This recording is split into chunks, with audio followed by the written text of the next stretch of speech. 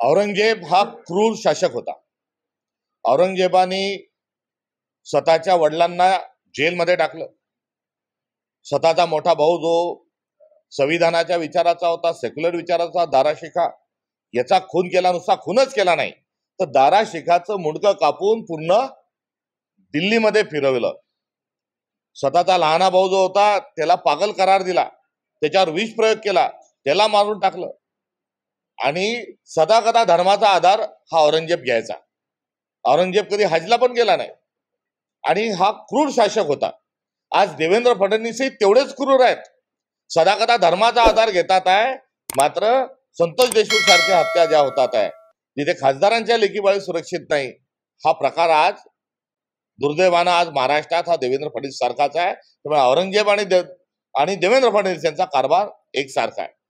राहिला प्रश्न औरंगजेबाच्या कबरीचा, तर औरंगजेबाची कबर ही मराठी माणसांनी, छत्रपती शिवाजी महाराजांनी, इथल्या मावळ्यांनी आणि 18 पगड जातीच्या माणसांनी शिवाजी महाराजांच्या नेतृत्वामध्ये औरंगजेबाला जे आव्हान दिलं, अफगाणिस्तानचे लोक औरंगजेबाला घाबरत होते। औरंगजेब क्रूर शासक होता, मात्र मराठी माणूस हा औरंगजेबाला कधी घाबरला नाही। आणि शिवाजी महाराजांचं शौर्य जे आहे हे आम्हाला प्रमाण आहे, आणि या शौर्याचं प्रमाण आणि त्या इतिहासामध्ये आपण औरंगजेबाला कसं काढलं हे त्याच्या कबरीच्या निमित्तानं याच मराठी मातीत, याच महाराष्ट्राच्या मातीत आपण औरंगजेबाला गाडलंय। आणि आज औरंगजेबाला आपण जेव्हा गाडलंय आणि जेव्हा त्याची कबर उचलून टाका हे सांगता, त्याचा अर्थ काय की त्यांना मराठी माणसाचा, मावळ्यांचा आणि शिवाजी महाराजांचा इतिहास हा पुसून टाकायचा आहे। औरंगजेबाची कबर ही शिवाजी महाराजांच्या इतिहासाची साक्षी आहे।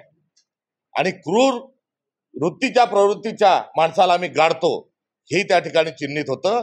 या निमित्तानं जशी 200 वर्ष शिवाजी महाराजांची समाधी झाकून ठेवली होती, तीच प्रवृत्ती आज औरंगजेबाची समाधी उकडून फेका हे दर्शवते। हे आपल्याला सगळ्यांना समजून घेतलं पाहिजे। अरे औरंग्याच्या क्रूरता बघा, त्यांनी क्रूरपणे संभाजी महाराजांना मारलं ते पहा आणि मग बोला। आणि हे राज्य जे आहे, देवेंद्रजी, मी मुख्यमंत्री होतो, देवेंद्रजी आमच्या टीम मध्ये होते, आता देवेंद्रजी मुख्यमंत्री, आमची टीम आहे, आम्ही टीम म्हणून जे राज्यकारभार केला, छत्रपती शिवाजी महाराजांचा आदर्श डोळ्यासमोर ठेवून काम केलं, सर्वसामान्य माणसाला न्याय देण्याचं काम केलं, गरीबाच्या सर्वसामान्य माणसाच्या भाजीच्या देठालाही हात लावता कामा नये, अशा प्रकारचं आदर्श छत्रपती शिवाजी महाराजांचा होता। तोच आदर्श धर्मवीर संभाजी महाराजांचा होता।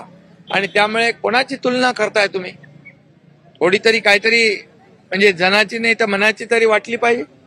आणि म्हणून मी एवढंच सांगतो या सगळ्यांना, तुम्ही धर्मवीर संभाजी महाराजांचा इतिहास वाचा। आताच नुकताच छावा सिनेमा आहे तो बघा, किती कौर्य आहे, किती अमानुषपणा आहे। आणि मग औरंग्याचं समर्थन करण्याचा विचार करा। लोक जे औरंग्याचं समर्थन करतील, महाराष्ट्रातली जनता त्यांना कधीच माफ करणार नाही।